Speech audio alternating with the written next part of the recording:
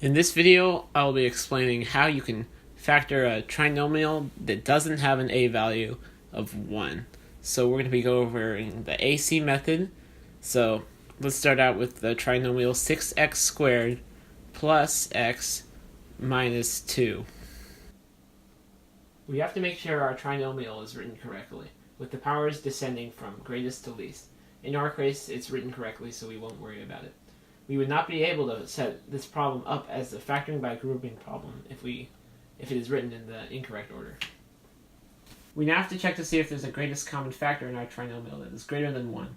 In our case, there isn't, so we won't have to do anything about it, but if there was one, we would have to make sure to include it in our final answer.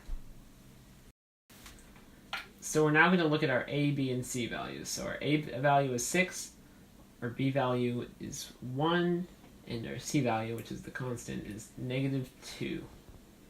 So we're going to multiply the a and the c value, which we're going to get -12 out of that. So the reason why we're doing this is so we can eventually create a factor by grouping problem that will split up the b value.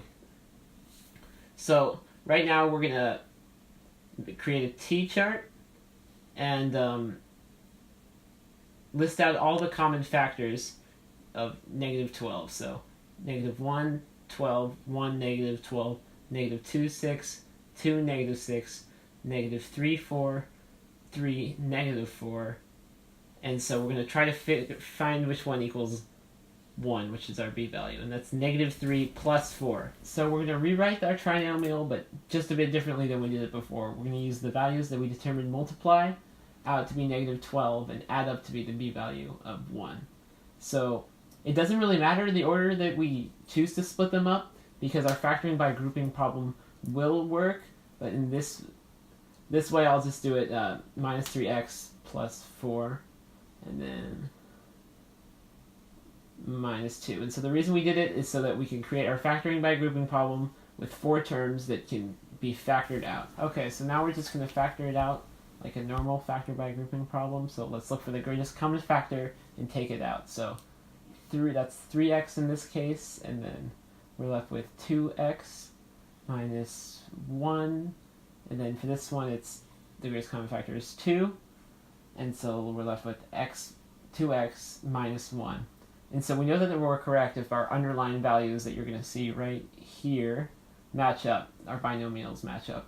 If it doesn't match up, you did one of two things. Either the trinomial is not factorable, or you made a mistake, so be sure to check that out. So first we're going to write that binomial, put it in brackets, and then the numbers that aren't underlined, we're going to put it there, 3x plus 2. And we've done it. We're done with this. If you have time, let's say you're taking a test and you have time to check over your answers, you can make sure this is right by doing the FOIL method. Okay, so we take the first two terms, 2x and 3x, and we multiply those out, 6x squared, and then the outer terms, which are 2x and positive 2, multiply those out, and we get 4x.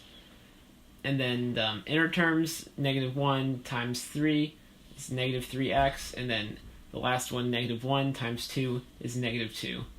And so after I finish this up, 6x squared plus x minus 2, we know we're correct if that matches up with the trinomial that we had in our problem. So we can look up, see if it was the same, and we've got it right.